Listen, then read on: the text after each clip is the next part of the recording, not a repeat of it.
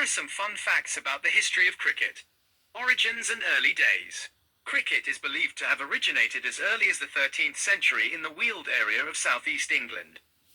It might have started as a children's game. The first written reference to cricket as an adult sport was in 1611. In the same year, a dictionary defined cricket as a boys' game, suggesting adult participation was a recent development. Early cricket may have involved a matted lump of sheep's wool, or even a stone, as the ball and a stick or farm tool as the bat. The wicket could have been a stool, tree stump, or a gate. The term, cricket, might come from the Middle Dutch word, crick, meaning a stick. The earliest known 11A-side match was played in Sussex in 1697. The first known women's cricket match took place in Surrey, England, in 1745. Evolution of the game. The first laws of cricket were written in 1744 and later amended in 1774, introducing innovations like leg before wicket, LBW, a third stump, the middle stump, and a maximum bat width. Initially, bowling was underhand along the ground. Around 1760, bowlers started pitching the ball, leading to the evolution of the straight bat to defend against this new technique. The Hambledon Club in Hampshire was a central hub for cricket for about 30 years until the formation of the Marylebone Cricket Club, MCC, in 1787 at Lord's, which became the custodian of the laws of cricket. Cricket was introduced to North America by English colonies as early as the 17th century. The first international cricket match was played in 1844 between the USA and Canada in New York. Canada won by 23 runs. The first test match was played between Australia and England in Melbourne in 1877, with Australia winning. Weird and wonderful. The longest cricket match on record lasted 14 days. It was between England and South Africa in Durban in 1939 and was eventually drawn. In windy conditions, umpires can choose to remove the bails from the stumps to prevent them from blowing away. There's a superstition surrounding the score of 111, known as a Nelson. Some believe bad things happen on this score or its multiples, 222, 333, etc. The reason for this superstition is unclear but might relate to the three stumps. Arthur Conan Doyle, the author of Sherlock Holmes, is said to be the only person to have caught fire at Lord's when a ball struck a match in his pocket. The phrase, "willow on leather," refers to the sound of a well-timed shot, as cricket bats are typically made from willow wood, and the ball is made of leather. India is the only country to have won the 60-over, 50-over, and 20-over Cricket World Cups. The Narendra Modi Stadium in Ahmedabad, Gujarat, India, is currently the largest cricket stadium in the world by seating capacity. The first Cricket World Cup was played by the women's team in 1973, 2 years before the men's first World Cup. England's women's team won the inaugural tournament. Cricket's history is full of interesting twists and turns, reflecting its evolution from a simple pastime to a global sport with passionate fans worldwide.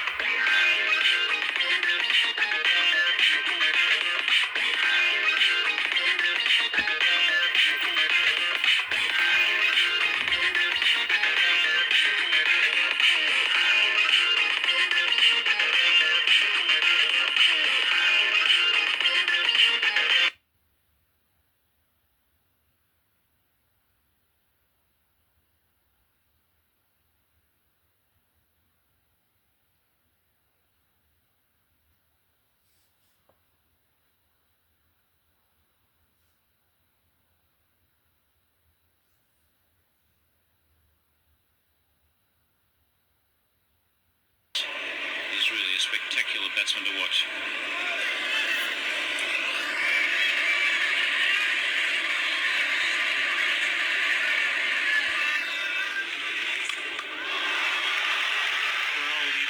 Harder than that. That brings up the 100 for the West Indies. Richards has decided to take over.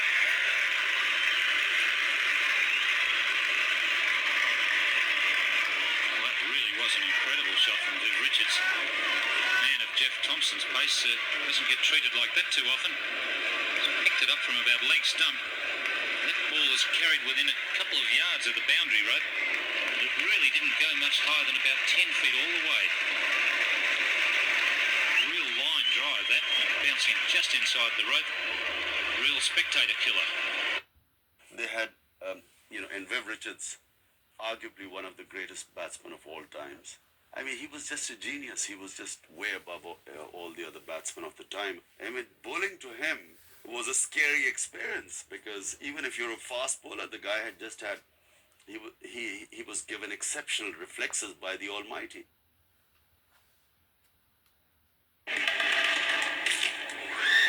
Nasty blow.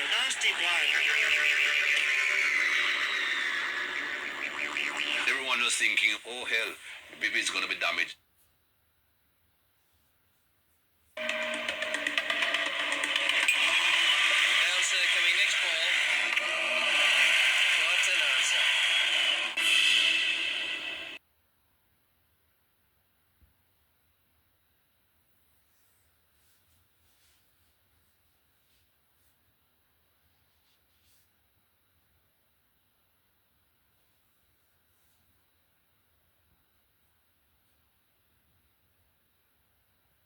Their performance was instrumental in the West Indies' historic 3-1 series victory. Alf Valentine, a slow left-arm orthodox bowler, Valentine made an immediate impact, taking 8 wickets in the first innings of his debut test at Old Trafford, including 5 before lunch on the first day. He finished with 11 wickets in the match. His 92 overs in the second innings of the third test set a test record at the time. He ended the series with 33 wickets at an average of 20.42. In the entire tour, he bowled 1185.2 overs and took 123 wickets at an average of 17.94. Valentine was named one of Wisden's Cricketers of the Year in 1951. Sonny Ramadhan, an off-spinner, Ramadhan, the first East Indian to represent the West Indies, also made his test debut in the same series. He partnered effectively with Valentine, taking 11 wickets in the second test at Lord's, a match which saw the West Indies' first ever test victory in England. Wisden described his bowling as guileful, noting his tantalizing length and ability to spin the ball. Ramadan's contribution was crucial to the West Indies' success. Their outstanding performances in the 1950 tour were widely celebrated and marked a turning point in West Indies cricket. Both Valentine and Ramadhan were key to the West Indies' success, contributing significantly to their first series win in England. Might be a slight misunderstanding in the names. Are you perhaps thinking of Lockwood and Laker, the prominent England bowling duo of the 1950s? Jim Laker, a world-class off-spin bowler, Jim Laker was a mainstay of the England team throughout the 1950s. He is best remembered for his record-breaking performance in the 1956 Ashes Test at Old Trafford, where he took 19 wickets for 90 runs, a feat that remains unmatched in first-class cricket. Laker's accuracy, prodigious spin, and variations made him a formidable opponent for batsmen.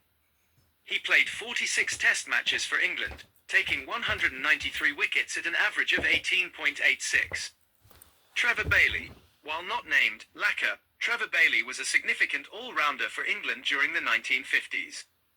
Known for his stubborn defensive batting and effective right-arm medium-fast bowling, Bailey was a crucial member of the England side.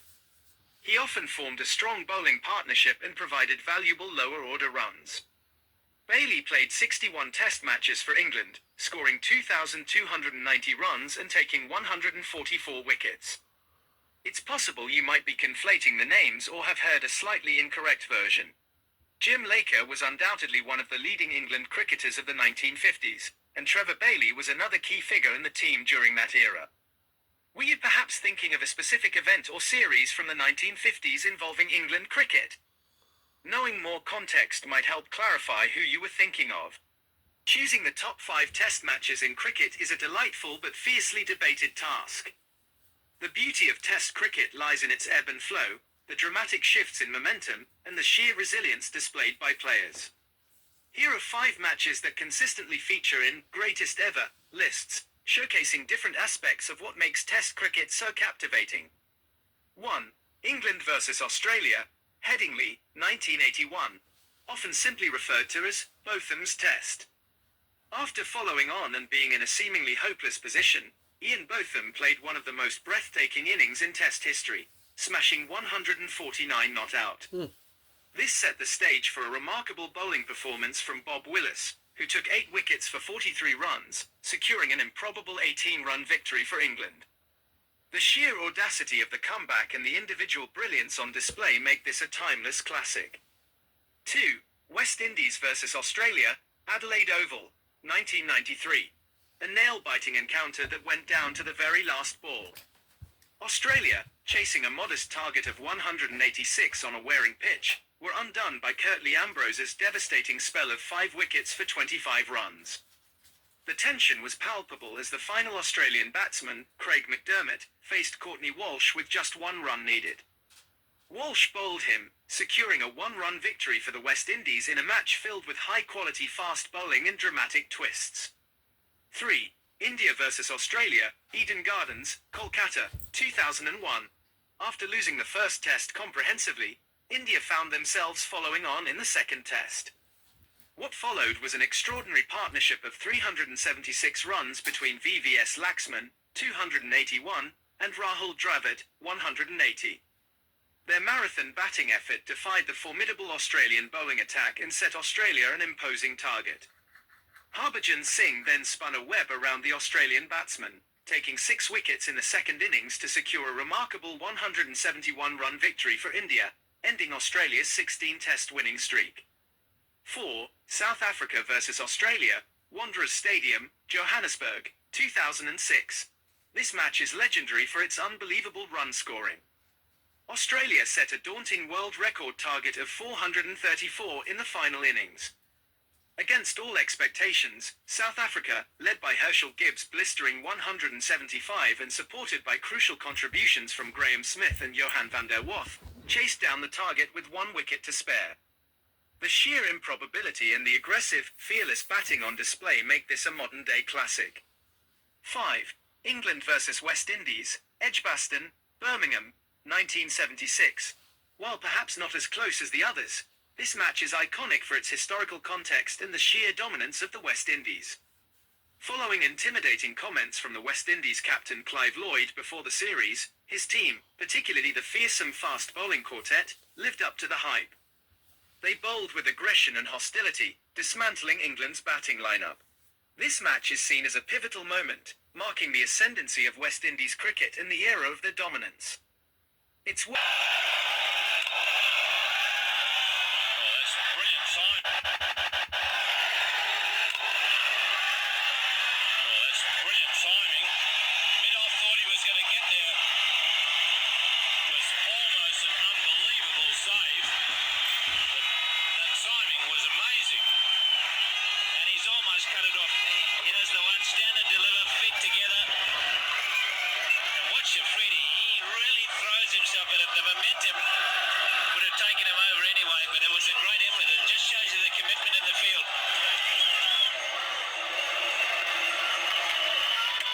Oh, and he's gone right through him. Great piece of bowling from Wasim Akram. And boy, didn't he want that wicket badly. Brilliant bowling again. Again, it's the slower ball. And they've really done their homework, the Pakistanis. They've come out all fired up. So the second big gun is out. Sachin Tendulkar bowled by Wasim Akram. 20 for 2.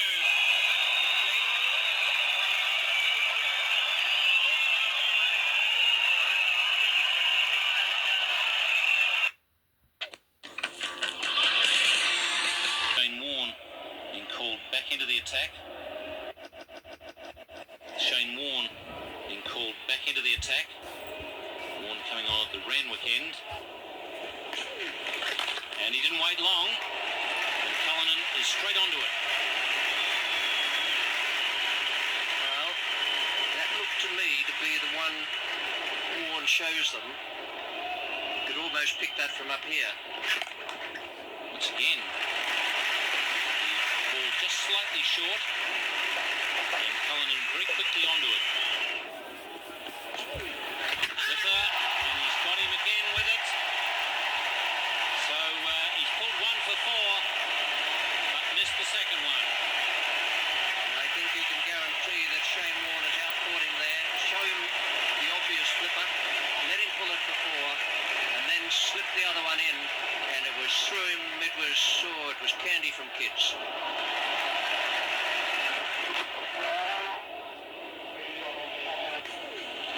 Whipper, close, got him! Yes, beautifully bowled. You can see it out of the fingers, Johnny Rhodes wasn't quick enough to get down.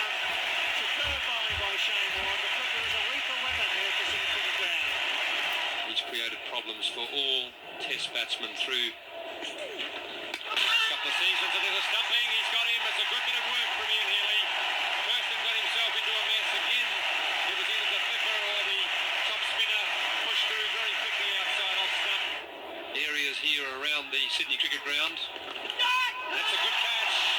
Mark Taylor moving away to his left hand. Shane Warne gets the outside edge of David Richardson's hand. A great reflex catch there from Mark Taylor. And now the crowd delighted with that. It's the wrong one. Full toss. He's hit it straight back to him. And there's his quick wicket in the innings. Kepler's not going. Yes, he is. Umpire Bill Sheehan raises a finger. Tossed up the wrong one.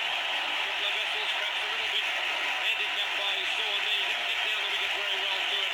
Put it on the full. And slapped it straight back. And that's the 4th time in Test cricket that Shane Warne has taken 5 wickets in the innings. Just got him. Quad slip. Another one to Taylor.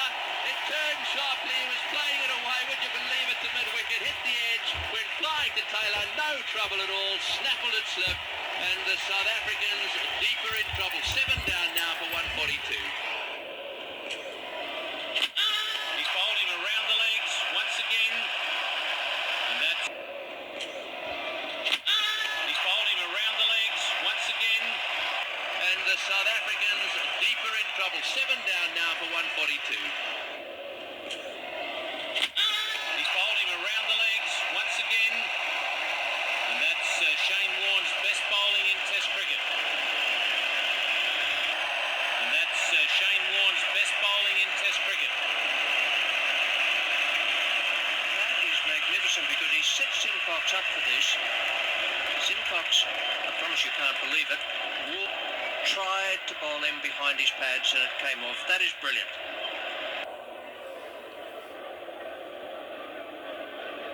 He's got him, he's got bowled! Great bowling! A lack of concentration there. It really wasn't a very good shot. Straight back to Gladstone Small. He's got him caught and bowled. England are on fire. Pure frustration here, stopping him scoring.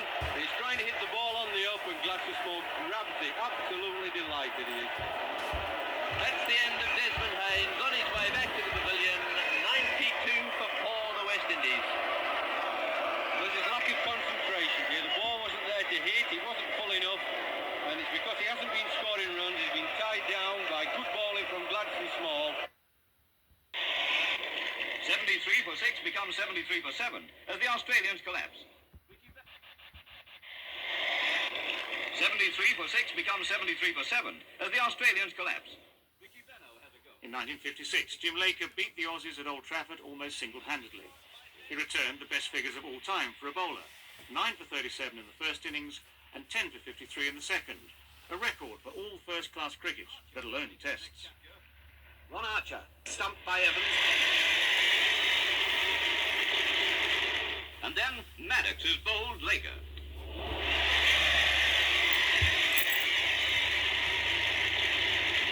84 for 9, with Laker bowling himself into cricket history. And he makes sure of it by bowling Ian Johnson, and so takes 9 wickets for 37 runs, something no Englishman has ever done before against Australia. And as Australia follow on, Laker is at it again. from number 6 is Archer, Court Oakman, Bold Laker. Open. All this time, McDonald is batting well. But when he's hit 89, he too becomes Bold Laker. 7 wickets so far to Laker, and now it's Benno, Bold Laker. He's bowling. 198 for 8, and all 8 Bold Laker. And 20 minutes later, Linville too falls to the leg trap, Bold Laker. He's caught him, is he? Is he out? No. Yes, he's out. He's given out, waiting for the appeal. Can Laker get all 10? That's the question everyone's asking as he bowls to Maddox. He's out. 10 wickets to Laker. And it's Australia, Bold Laker. He's taken all 10 Australian wickets, a feat never done before in any test match anywhere. It's the sporting performance of the year.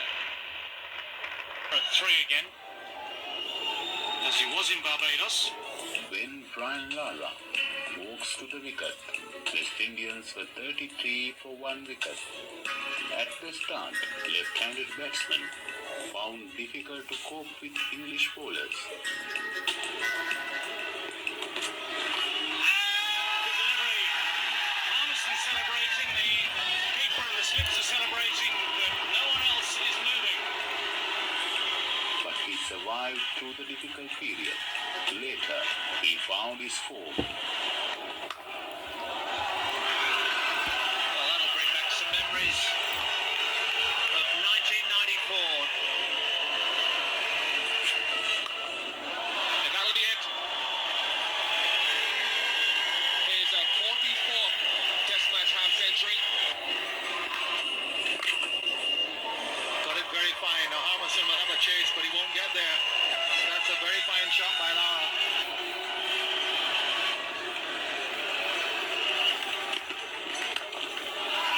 He's got it away, and that's it. That's going to be Brian Lara's 25th Test 100.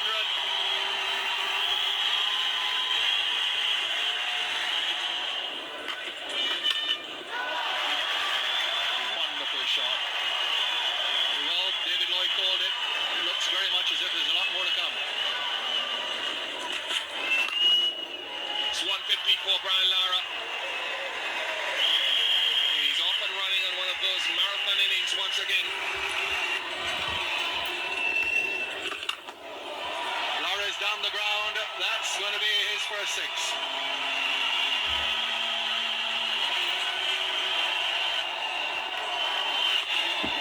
There it is.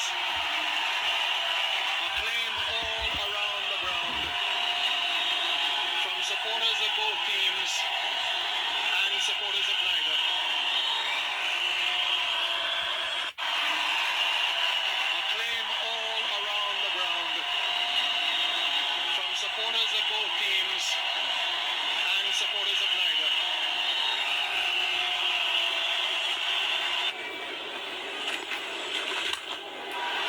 Well, he's down the track this time. Go and look for that one.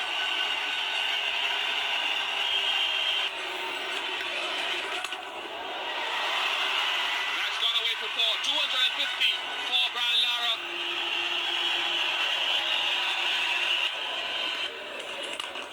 That was hit hard. No one can say that he dropped that, but that was hit very hard. Theoretically, a catch, that's about it.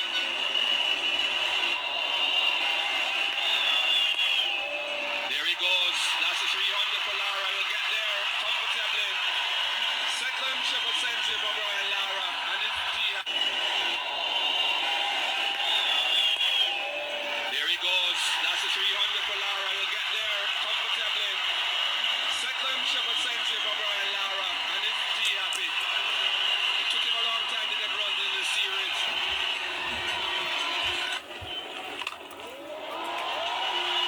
There's a gap there, and Lara's found it. 323.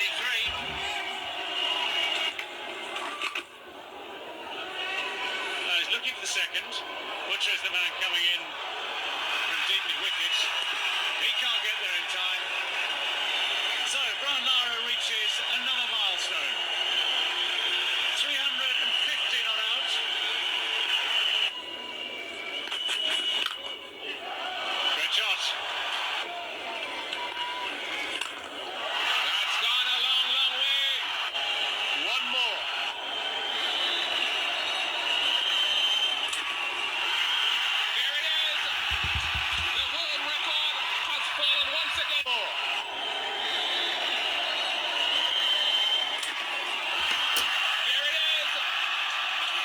record has fallen once again.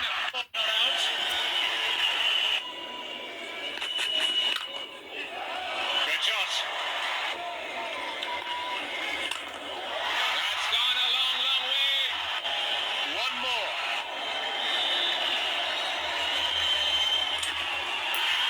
Here it is. The world record has fallen once again to Brian Charles Lara of Trinidad and Tobago and the West Indies. The second time in his career that he's broken this record. And what a moment of history this is. A repeat performance. 10 years ago he set it, and he's done it again at the very ground. That's a nice shot. You hear it? You don't want to say it's a nice shot, Here you it know. goes. It's a Mount nice shot. Halverson again. 399. Lara will have the strike. Batty to Lara. There goes the swing. There it is. Perhaps the most significant single ever in the history of Test match cricket. Brian Charles Lara becomes the first man in the history of the game to register a score of 582 deliveries, 776 minutes, with 43 fours and 4 sixes. A remarkable human being.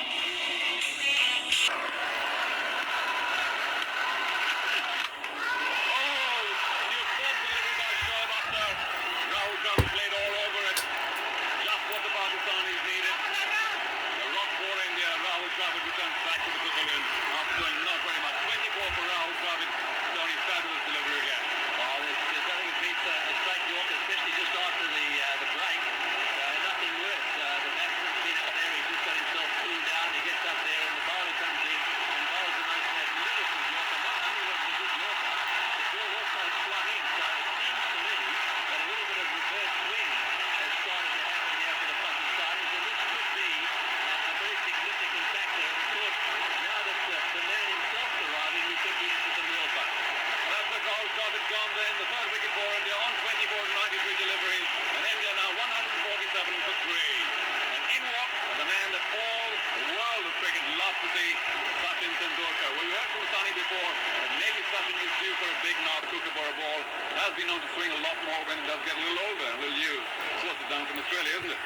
Yes, and this reverse swing is obviously something that the Pakistanis specialise in, and that one certainly, that ball that got Dravid, certainly went in quite late, and if it's really full, it can take a bit of playing. It'll be interesting now to see whether he keeps it right up to Sachin as well, and bowls him a couple that are right up there in the drop-off. Right then, the crowd will surely roar in anticipation as Sachin Tendulkar faces his first delivery. Shoaib Akhtar. He's bowling from the other end, of course. He had a lot of problem bowling from the commentator box end, the south end as such. But here he is now, to the maestro himself. Fantastic delivery, folks. That's amazing. Exactly the same delivery. Move straight to Chutney. Fireworks here for Shoaib Akhtar. He is delighted. That is a very, very special moment in Test cricket.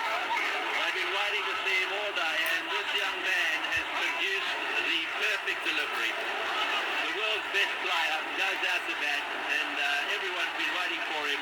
And what does he get? First ball, the ball's just started to swing in, and he gets a delivery. Well, I don't suppose any delivery is unplayable, but it was a beauty. It swung in late, and well, it just looked to me as if it went straight underneath his bat. Well, they'll all be very sad. True, Pakistan.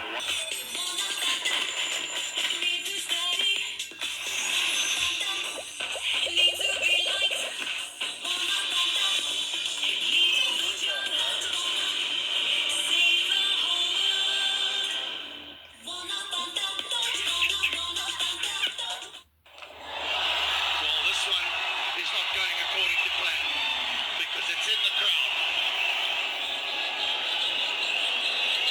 I just feel Dasun Chanak was ready for it, and his arc was good, kept his body position, and there you go, massive six.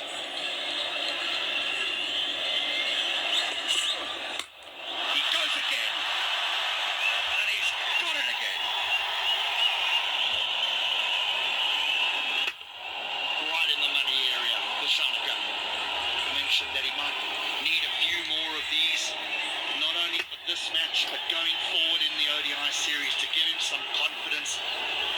some form against Australia in February. He showed some form against Zimbabwe. He struggled of late, but we know that he can hit it. Dustin Shanaka. Sweet timing. That's 4 more. Turn again. Work for long on. Steve Smith. Too much for him. 4 more. Jeez, it got the crowd going now. Has he got it? He has, you know. He's not finished yet. He's knocked down the Sri Lankan captain. A slow ball grinds his up. Banger. It's 83 meters by the captain. That's the short side of the ground. Away to the leg side of Dasun Shanaka is the short side of the ground.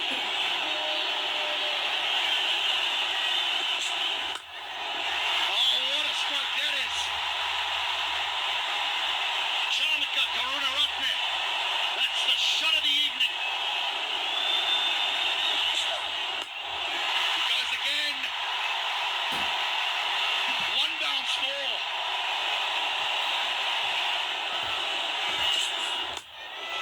That'll be 4. That'll be 4. That's the risk that Richardson faces. If he goes wide of off stump and gets it wrong, it disappears to the boundary. Straight down the ground he goes. Powerfully struck at 4. He's doing it. The Sri Lankan captain has taken him to the brink. Down the ground he goes. It's out the ground. That's 50. What an innings from the Sri Lankan captain. One of the best you'll ever see. What a shot. Richardson goes for the Yorker and misses. Oh, yes. You're nearly home. You're nearly home. What a chase this has been. Here we go. A wide will do it. A wide will do it. And Sri Lanka will win the third T20 International by 4 wickets, courtesy of their captain, Dasun Shanaka. A wide to finish it off.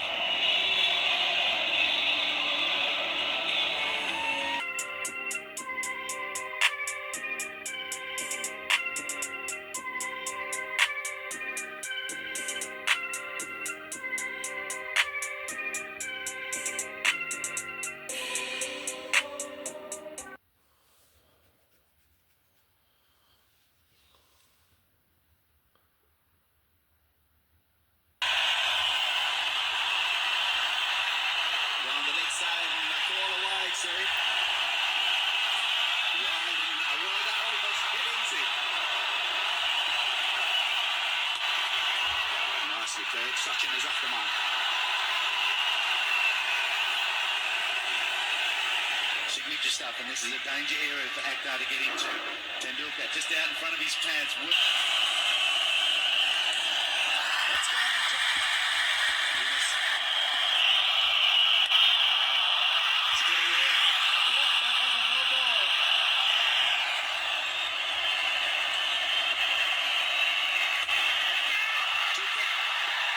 It's gone, and yes, 6. Good nippy bouncer. Went high in the air. Missed the fielder, Abdul Razak Hope. Runs flowing from the bat off both these batsmen now. Can't afford to ball there. That's gone. Square driven. Virender Sehwag. That's why they're attempting bowling at the pads, but they get any sort of width they'll go for it. Square driven. 4 more. A little bit of width from Mohammad Sami and Virender Sehwag this time. 3 wide balls, and Sehwag is starting to get his rhythm.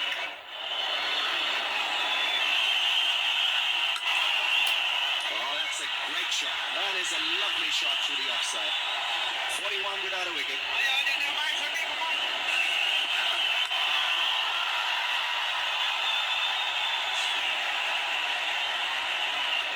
It's been an impressive start, at least.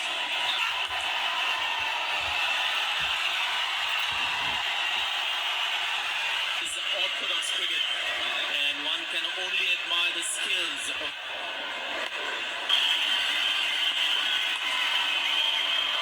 Pretty well timed by Tendulkar. I think this is going to change his mindset now.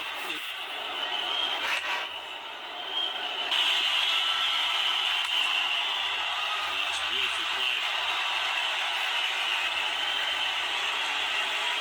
Pitched up.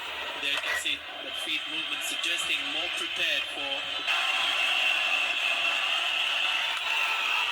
Big ball. Well, that's the move made by Inzamam al-Haq. Richard all over it, no feet movement, so it was just the bat that was doing everything for him. And again, not coming to the middle of the bat. Now with the sun coming for Pakistan, 69 for 1.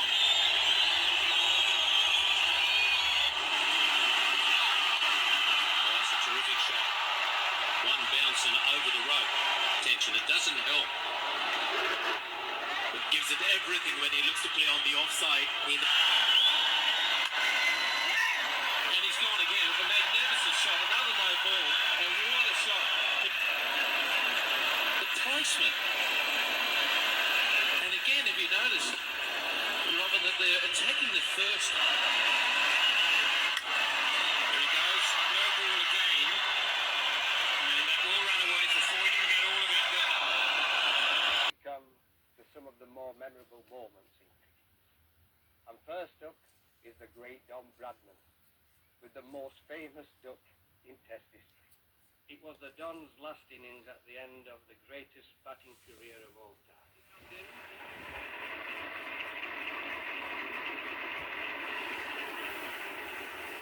Well, it's a wonderful reception. The whole crowd is standing, and the England team are joining in, and led by Yardley. 3 cheers for the Don. He gets to the wicket. Now here's Holly to bowl to him from the Vauxhall end. No run. Holly pitches the ball up slowly and he's bowled. Just 4 runs would have taken him to the perfect Test average of 100 runs per innings. What a way to go. England had to wait 19 years before taking the Ashes back from the Australians in 1953. It was fitting that the terrible twins Dennis Compton and Bill Edricks were together at the wicket at the Oval when the winning hit was made. By the string ball. 4 runs to get. No, is it the Ashes? Yes, England have won the Ashes.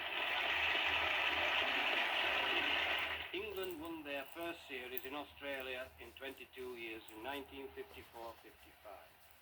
mainly due to the lightning-fast bowling of Frank Typhoon Tyson. He took 28 wickets in England's 3-1 victory when producing what many still consider the fastest bowling ever seen in an Ashes contest.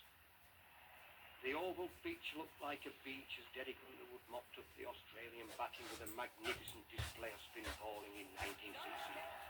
He had everybody around the wicket in close catching positions during a dramatic battle against the clock after rain had threatened to wash out the game.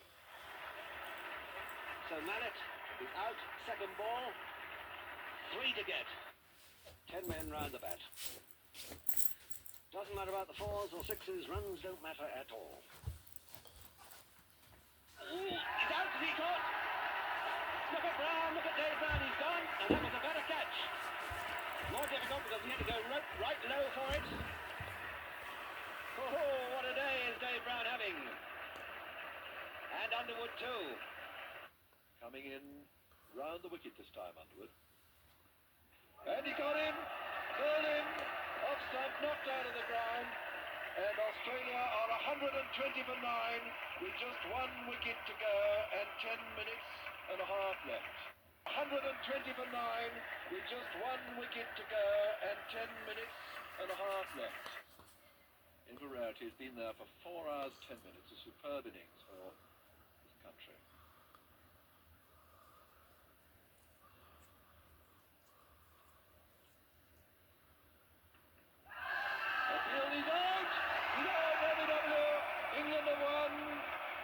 The series is drawn.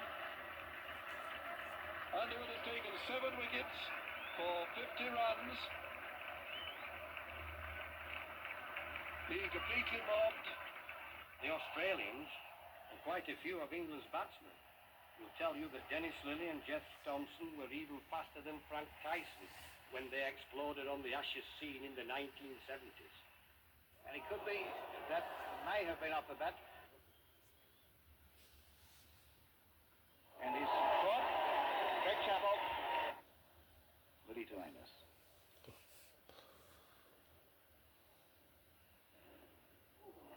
And the field was behind, he's out. And Colin Cowley discovered that Big Max Walker gave great support. Bad shot.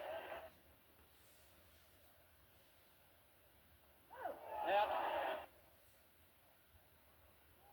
And that was a nasty one. Edridge didn't move there. It wasn't, I should think, it couldn't be termed a bouncer. England bowled. That's the vital break. Was there ever better timing for a century of centuries than by Jeff Boycott in front of his own supporters at Headingley in 1977?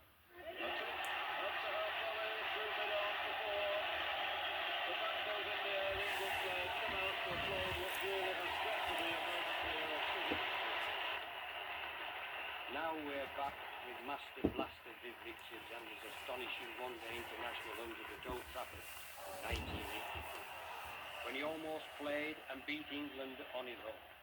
His close pal Ian Botham was among those on the receiving end.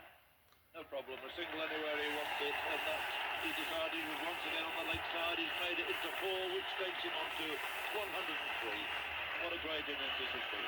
103 out of 173. With wickets tumbling all around him. He's only received 112 balls, 12 fours in it. On the 7th time he's made 100 in limited over cricket.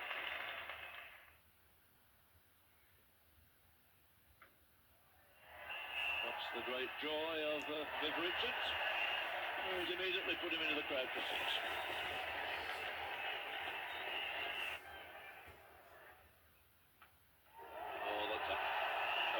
Cracker of a shot. Soared away into the far distance there, right smack into the middle of the crowd. So 150 goes on the board for Viv Richards, holding down the wicket to shake him by the hand.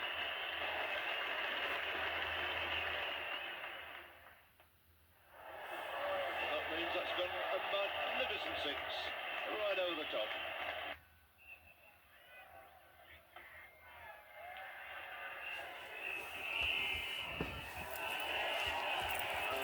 Expect it ended with a 4. Richards, that ally of a great innings of one-day cricket, 189 not out, and he alone is responsible for putting West Indies in such a very strong position. There are few more exciting things in Test cricket than a hat-trick. Here comes a cracker from Dominic Cork against the West Indies. Oh, that's the first wicket of the day. Dominic Cork has the knack of making things happen. Big appeal. He's got him. 2 wickets in 2 balls. Judy Murray did nothing more than just shuffle his front foot across in front of the stumps.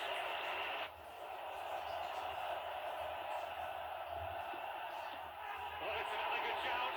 He's done it. Dominic Cork has a hat-trick. Carl Hooper is gone on the W first ball. What an offence this man, Dominic Cork, is having on this game of cricket. And here's a great Darren Gough hat-trick against Australia in Sydney in 1999. Darren Gough, has he done it again? Yes, he has. Fourth test in Melbourne. He won't improve on that today. We saw it in the Melbourne test, and Darren Gough has done it again. Darren Gough on a hat-trick. Colin Miller is the man to try and stop him. Got it! Got it! Well deserved. A magnificent delivery from Darren Gough. Knocked the stumps over twice. It's the best of his life. I doubt if there was ever a better first ball bowled in a Test match in England than this one by Shane Warne that completely baffled my cap. And And I was just as amazed as I confirmed the disbelieving catcher was I. I suppose can't believe it. First ball, lethal. Now, was that some of the sharp turn that Ian Chappell was describing to us before Shane Warne had the ball in his hand? It's in the book. Mike Gavin's ball, Warne 4. I think for a moment that Mike Gatting must have felt that it perhaps hit the keeper and went back onto the stumps. It's a perfectly pitched leg spinner, pitching just outside leg with a little bit of curve, and that's a beautiful delivery. Not a bad one to start with. Coming up now, lots of wickets. And we start with the chief executionist, Curtly Ambrose.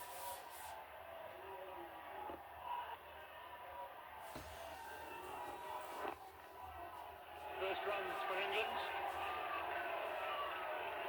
Oh, trouble here, trouble. This is absolute disaster for England. And that really is a complete tragedy.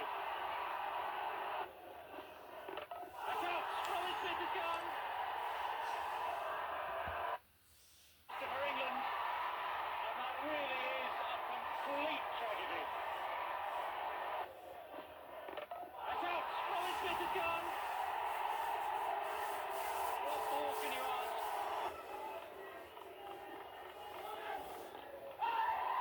Curtly Ambrose knows it's out. That's a thin little nick from Graham Hick. And this man Ambrose can do absolutely no wrong whatsoever. That's it. Wicket number 5. Curtly Ambrose strikes once more.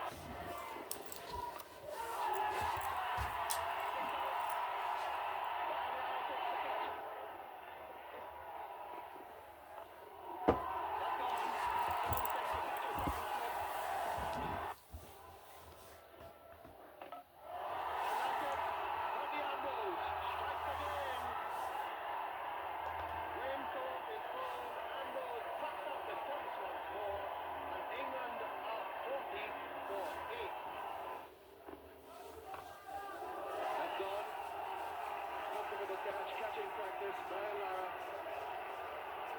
takes it with no bother whatever. England are 45 for 9 with Carrick going for 1. Early morning, overcast. It's broken. That's in the air. Benjamin down there for it. The match is over. The West Indies have won. That England managed to have the last laugh. They skittled the West Indies in the 4th test to become the first visiting team to win a test match in Barbados for 59 years. He's out. West Indies have lost a wicket. Jimmy Adams goes. Gone with him. Line watchman out. It wasn't just the quickies who did the damage. Graham Hick and Phil Tufnell also chipped in with vital wickets. For 59 years. He's out. West Indies have lost a wicket. Jimmy Adams goes. Gone with him. Line watchman out. It wasn't just the quickies who did the damage. Graham Hick and Phil Tufnell also chipped in with vital wickets. It was a day skipper Mike Atherton and his men will never forget. He's gone this time. Graham Prakash makes no mistake. That's gone high in the air. Alex Stewart's the man underneath it and takes the catch. He's gone. It's out for Tufnell. West Indies have lost their 9th wicket. And that's it. All over. England have won. Now it's down under for a rare England success against Australia in Melbourne. He's given it. Oh, there you are. That's saved there. Australia doing so. Be Alan Mullally. It's in the air. Safely caught. Not a good attack as that was. Oh, what a catch! What a catch! He's got it. Grab for a cash, all fired up there. Come on, lads, he's saying. Another one or two of those, and we could just swing this one. What a catch. Full length, dive to his right. Beautiful catch. Lally drops it short. Good bouncer. Hits it and nails it, but how good a catch is that? Oh, go ball. That might be the start of something special. Graham hit the man that's taken the catch. Mark Warner's gone. Freeman Nixon, he's gone. Yes, he has. And it's 5 for 140. Around the wicket, Freeman smashing. There was a big nick. He's got him. Yes, he's gone. It's 6 for 140. He takes the catch. This game is alive and kicking. Oh, that's close this time. He's given him. Yes, he's given him. It's 7 for 140. Henry could be a hit. Alive and kicking. Oh, that's close this time. He's given him. Yes, he's given him. It's 7 for 140. Henry could be a hero. He's got him. He's gone. It's 8 for 161. They're still in England. Henry's done it again. He's got 6. What a performance. Got him. He's got him. It's 9 for 162. He'd love to come out and hit the winning runs in a test match. Well, his chance is about to arrive. Here comes Scott. Hit him on the toe. He's getting him. He's getting him.